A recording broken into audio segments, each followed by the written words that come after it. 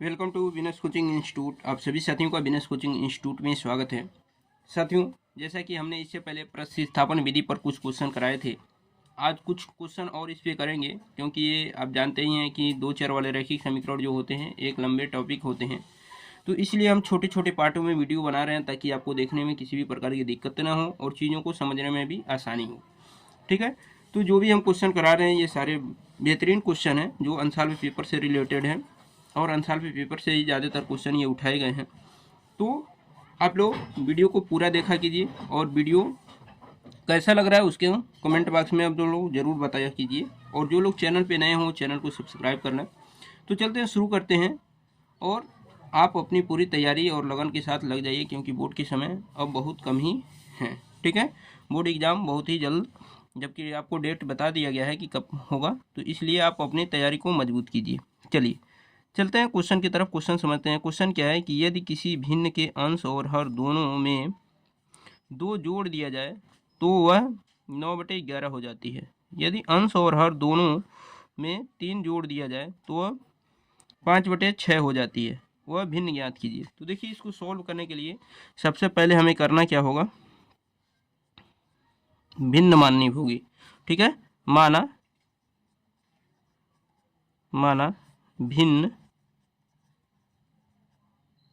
भिन्न x upon Y है। ठीक है ना, भिन्न क्या है, x अपॉन वाई है। कोई भी भिन्न जो होता है उसमें अंश और हर होते हैं, तो ये x अंश है और y हर है। ठीक है ना, तो भिन्न x अपॉन वाई है। अब देखिए, सवाल में कह रहा है कि यदि किसी भिन्न के अंश और हर दोनों में 2 जोड़ दिया जाए, तो अंश और हर दोनों में 2 जोड़िए, तो x + 2 और y + 2 दोनों में 2 जोड़ दिए, तो कह रहा है कि वह 9/11 हो जाता है, तो इक्वल टू 9/11। ठीक है, देखिए क्वेश्चन जो कहता है आप उसके अकॉर्डिंग अगर चीज़ों को करते हैं तो क्वेश्चनों को सॉल्व कर सकते हैं। चलिए, अब इसका क्या कीजिए, आप क्रॉस मल्टीप्लाई कर दीजिए। क्रॉस मल्टीप्लाई यानी 11 का इसमें 11 x + 2 और 9 का y + 2 में। ठीक है, अब मल्टीप्लाई कीजिए, तो 11 का x में तो 11x, 11 का 2 में तो 22, 9 का y में तो 9y, 9 का 2 में तो 18। अब y को इधर लाइए, 11x, ठीक है, माइनस 9y इक्वल टू 18, और 22 को अगर इधर लाएंगे आप तो क्या होगा, -22। ठीक है, तो यहाँ से मिलेगा आपको 11x minus 9y equal to ये -4 हो जाएगा। इसको आप इक्वेशन 1 बना लीजिए। ठीक है ना, इसको आप क्या कीजिए, इक्वेशन 1 बना लीजिए। अब चलती हैं इसके आगे चीज़ों को समझिए। इसके बाद आपको करना क्या होगा, आगे क्वेश्चन में और भी चीज़ें दी गई हैं। देखिए, क्वेश्चन पढ़ पढ़ के उसमें से चीज़ें आपको समझाई जाएंगी। आगे क्वेश्चन कहा है, देखिए ये तो 9/11 हो जाती है, यहाँ तक हमने कर दिया। अब कह रहा है कि यदि अंश और हर दोनों में 3 जोड़ दिया जाए, अब फिर हम क्या करेंगे, भिन्न को लिखेंगे x अपॉन वाई। कह रहा है कि यदि अंश और हर दोनों में 3 जोड़ दिया जाए तो आप क्या करेंगे, अंश में भी 3 जोड़ेंगे और हर में भी 3 जोड़ेंगे। ठीक है, तो वह 5/6 हो जाता है। किसके बराबर हो जाता है, 5/6 के। अब यहाँ से जब आप सॉल्व करेंगे तो देखिए, सॉल्व करके हम आपको दिखा रहे हैं। फिर वही काम, क्रॉस मल्टीप्लाई, 6 का इसमें मल्टीप्लाई करेंगे 6x + 3 और 5 का y + 3 में मल्टीप्लाई करेंगे। ठीक, तो चलिए इसका मल्टीप्लाई करते हैं। 6 का x में मल्टीप्लाई करेंगे 6x, 6 का 3 में मल्टीप्लाई करेंगे 6 3 × 80, 5 का y में मल्टीप्लाई करेंगे 5y, और 5 का 3 में मल्टीप्लाई करेंगे 5 3 × 50।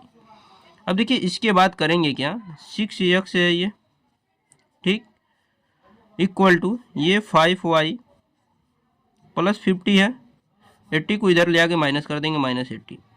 अब देखिए यहाँ से 5y, 80 में से 50 माइनस करेंगे तो क्या आएगा, -3, और यहाँ से अगर x का वैल्यू निकालेंगे तो हम क्या करेंगे, 6 से डिवाइड करेंगे। ठीक है, तो ये इक्वेशन आप इसको बना सकते हैं सेकेंड।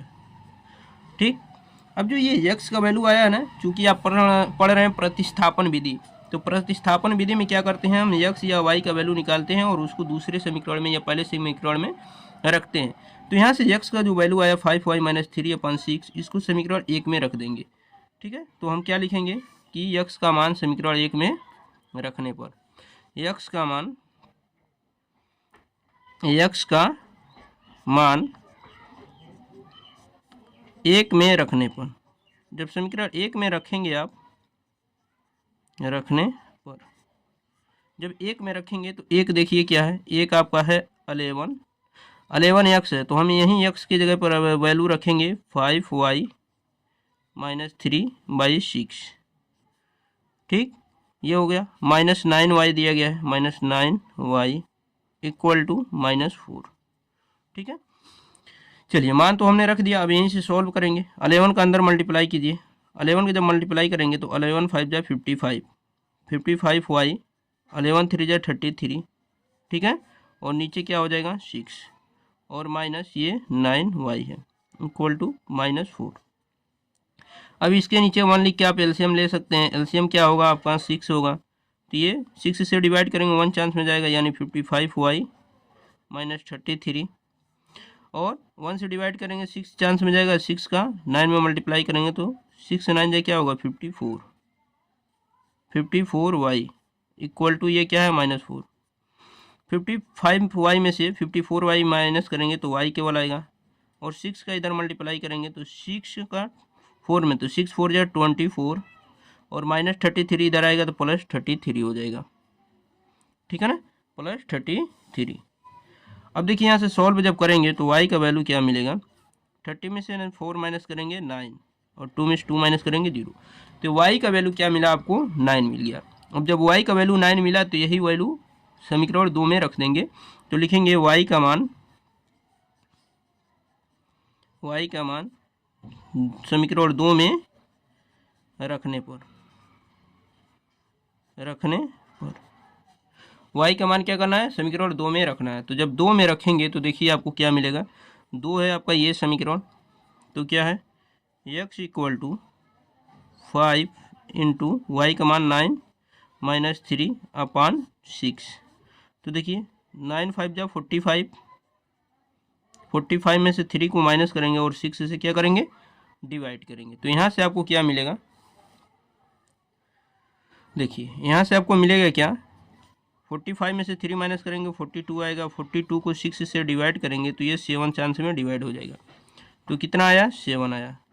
तो आपको भिन्न क्या मिला, भिन्न, तो भिन्न है, भिन्न आपने क्या माना है x/y, भिन्न क्या माना है x/y, और x का वैल्यू क्या है 7 और y का वैल्यू क्या है 9, तो भिन्न क्या हो जाएगा 7/9, और यही आपका क्या हो जाएगा आंसर हो जाएगा। तो बहुत ही डिटेल में और बहुत अच्छी तरीके से चीज़ों को हमने बताया है आपको, तो इस तरह आप क्या कर सकते हैं, आसानी से चीज़ों को समझ सकते हैं। अपने क्वेश्चनों को भी इसी तरह अगर बोर्ड के एग्ज़ाम में आप सॉल्व करते हैं तो आपको अच्छे खासे नंबर प्राप्त होंगे। ठीक है ना, तो चलते हैं अगले क्वेश्चन की तरफ। और अगला क्वेश्चन देखिए, अगला क्वेश्चन क्या है, देखिए अगला क्वेश्चन भी बहुत ही इंपॉर्टेंट क्वेश्चन है, ये आंसर में से सारे क्वेश्चन हैं। देखिए क्वेश्चन क्या है कि 5 वर्ष बाद जैकब की आयु उसके पुत्र की आयु से 3 गुनी हो जाएगी। ठीक, 5 वर्ष पहले जैकब की आयु उसके पुत्र की आयु की 7 गुनी थी, उनकी वर्तमान आयु क्या होगी। तो सबसे पहले हम क्या करेंगे, उनकी वर्तमान आयु मान लेंगे। माना जैकब की वर्तमान आयु, जैकब की वर्तमान आयु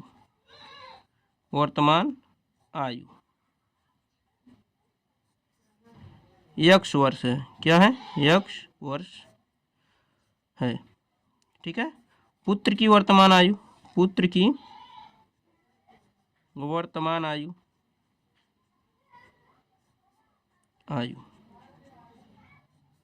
y वर्ष, पुत्र की वर्तमान आयु क्या है y वर्ष है। ठीक है, अब देखिए कह रहा है कि 5 वर्ष बाद जैकब की आयु उसके पुत्र की आयु से 3 गुनी हो जाएगी। जैसे मान लीजिए आज आपकी आयु 10 वर्ष है, तो 5 वर्ष बाद कितना हो जाएगा 15 वर्ष। आपके पुत्र की आयु अगर आज 5 वर्ष है तो 5 वर्ष बाद क्या हो जाएगा 10 वर्ष। यानी कहने का मतलब ये है कि जो भी उम्र है आज उसमें 5 वर्ष जुट जाएंगे। तो यही कह रहा है कि 5 वर्ष बाद जैकब की आयु उसके पुत्र की आयु की 3 गुनी हो जाएगी। तो पिता की आयु, जैकब की आयु क्या है x है, पुत्र की आयु क्या है y है। तो 5 वर्ष बाद दोनों की आयु में 5-5 वर्ष की वृद्धि हो जाएगी, तो x + 5 और पुत्र की आयु में भी 5 की वृद्धि हो जाएगी y+5। लेकिन ये जो पिता की आयु है यानी जैकब की जो आयु है वो पुत्र की आयु की 3 गुनी हो जाएगी, यानी 3 का गुणा कर देंगे तो पुत्र की आयु में तो पिता की आयु के यानी जैकब की आयु के बराबर हो जाएगा। यहाँ से सॉल्व करेंगे तो x+5 = 3y - 50, 3 5 जा 50। यहाँ से y को इधर लाएंगे तो x - 3y = ये 50 है, 5 को इधर लाएंगे तो -5, तो यहाँ से क्या मिलेगा x - 3y = 10। इसको इक्वेशन 1 बना देंगे, ठीक है ना, इसको इक्वेशन 1 कर देंगे। आगे क्वेश्चन में कहा गया है कि 5 वर्ष पूर्व जैकब की आयु उसके पुत्र की आयु की 7 गुनी हो जाएगी। देखिए 5 वर्ष जब पूर्व कहेगा तो आप जो वर्तमान आयु है उसमें से घटाएंगे, और जब 5 वर्ष बाद कहेगा तो जो वर्तमान आयु है उसमें जोड़ते हैं। तो यहाँ पर कह रहा है कि 5 वर्ष पूर्व, तो लिखेंगे 5 वर्ष पूर्व। जब 5 वर्ष पूर्व जाएंगे यानी पीछे जाएंगे तो पिता की आयु क्या होगी x - 5 और पुत्र की आयु क्या होगी y - 5 होगी। लेकिन कह रहा है कि 5 वर्ष पूर्व जैकब की आयु उसके पुत्र की आयु की 7 गुनी थी, यानी ये पिता की आयु जैकब की है और ये पुत्र की आयु, तो ये जैकब की आयु पुत्र की आयु की 7 गुनी थी, यानी पुत्र की आयु में 7 का गुणा कर देंगे तो जैकब की आयु के बराबर हो जाएगा। चलिए अब आगे देखते हैं। यहाँ से x - 5 = 7 का मल्टीप्लाई कीजिए 7y, 7 का इसमें मल्टीप्लाई होगा 35, ठीक। यहाँ से x का वैल्यू अगर निकालें तो 7y - 35, ये 5 इधर आके क्या हो जाएगा +5, तो यहाँ से x का जो वैल्यू आएगा वो 7y - 30 हो जाएगा, ठीक है। इसको आप इक्वेशन 2 कर सकते हैं, ठीक। अब इक्वेशन 2 का जो वैल्यू है यही इक्वेशन 1 में रख देंगे, क्योंकि हम प्रतिस्थापन विधि का प्रयोग कर रहे हैं। तो लिखेंगे x का मान 1 में रखने पर, समीकरण 1 में रखने पर, देखिए बोर्ड के एग्जाम में आप एकदम इसी तरह लिखेंगे तभी जाके आप अच्छे नंबर पाएंगे, ठीक है। तो 1 में रखिए, 1 क्या है देखिए 1 यही है x - 3y, तो x के जगह पे हमें क्या रखना है 7y - 30, तो x की जगह क्या रखना है 7y - 30 और -3y दिया गया है, -3y = 10, ठीक है ना। अब देखिए 7y में से 3y माइनस करेंगे तो क्या आएगा 4y, और 10 है ये 30 इधर आके प्लस हो जाएगा। अब देखिए यहाँ से मिलेगा आपको 4y, ये दोनों ऐड होंगे तो क्या हो जाएंगे 40, 4 से ये 14 कटेगा 10 चांस में, तो y का वैल्यू क्या आया 10। अब जो y का वैल्यू आया इसको इक्वेशन 1 में रख दीजिए, 2 में रख दीजिए, तो लिखेंगे y का मान 2 में रखने पर, y का वैल्यू किस में रखने पर 2 में रखने पर। जब इक्वेशन 2 में रखेंगे तो आपको इक्वेशन 2 क्या दिया गया है x = 7, y का वैल्यू 10 है, 10 रखिए -30। यहाँ से जब आप सॉल्व करेंगे इसको तो देखिए आपको क्या मिलेगा x = ये 17 - 30, तो हटाएंगे तो क्या आएगा 40, ठीक है। तो आपने जैकब की आयु माना है x वर्ष, तो जैकब की वर्तमान आयु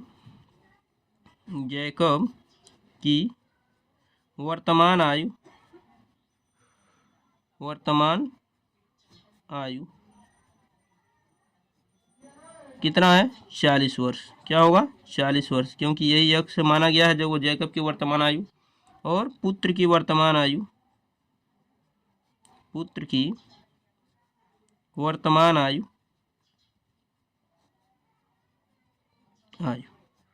ये कितना माना है आपने y, तो y का वैल्यू क्या होगा 40 वर्ष, ठीक है ना।